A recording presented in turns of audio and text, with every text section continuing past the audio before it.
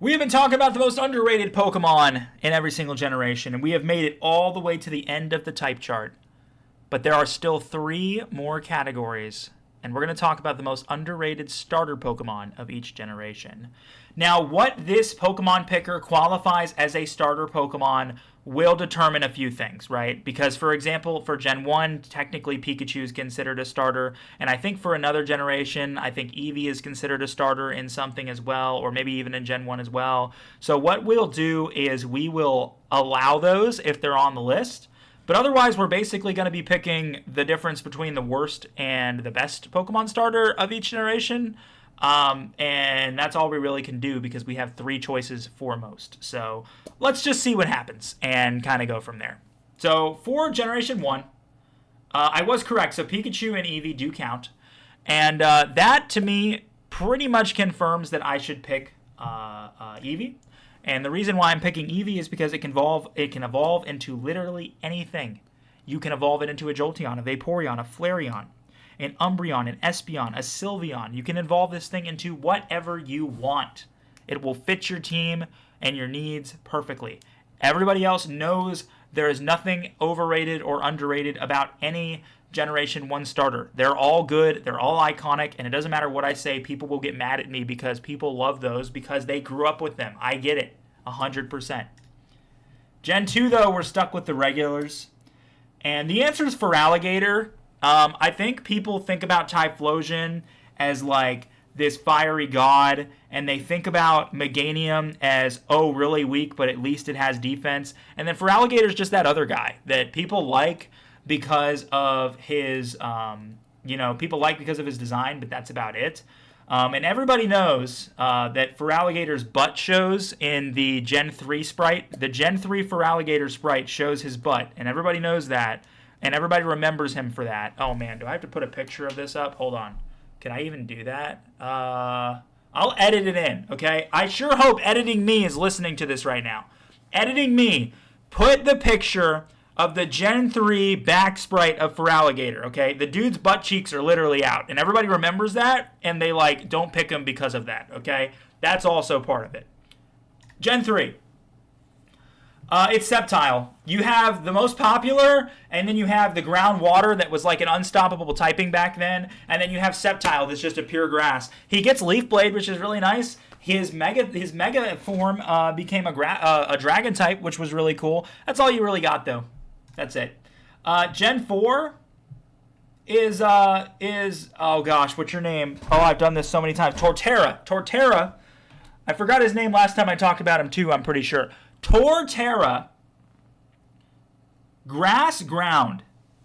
Every single time I say that it's the first of its typing, people always go in the comments and tell me I'm wrong. So I'm not going to say that this time because I'm not 100% sure, but I'm like 99% sure, okay? So if you want to tell me in the comments I'm wrong, I said 99. All right, I said 99. Grass ground was an incredible typing for the time that Torterra came out. Incredible. Ice was a thing that you didn't get until later in the game back then. Nowadays, Pokemon games, they give you pretty much access to almost every type early on, but in Gen 4, you did not have Ice typing for any Pokemon at any time until like the 6th or 7th gym in just about every single game before this. That was just what they did. The Ice types and the Dragon types were always at the end, and then as time went on, they changed that. But it's always been the case. And with Torterra having Ice as its only big weakness, he was so effective in Gen 4 because of that. And the only Ice type he was probably going to run into is Abomasnow, which was incredibly slow. There was nothing else threatening in Gen 4 for him. So, it worked out just fine. Alrighty. And for Gen 5, it's superior. Not because it is superior to the others, but rather because people don't ever pick this. They picked Emboar because it was firefighting. They picked, honestly, I think, gosh, what's your name? Samurott isn't very good either, to be honest with you. But Superior has Leaf Tornado, okay? It has Leaf Tornado. That's the only thing I could say about this that I like about it is that it has Leaf Tornado. And it is a cool design. A grass snake is not something that Pokemon has done again, whereas they've repeated a lot of similar designs. So I can't complain on that. Generation 6. Nobody likes Chestnut because they see this and they're like, oh, it's a monkey with a hat. And they think that's kind of cool. And they see this and they're like, okay, buddy, can we get in the weight room? What's going on here? And then they see this and they're wondering how this happened.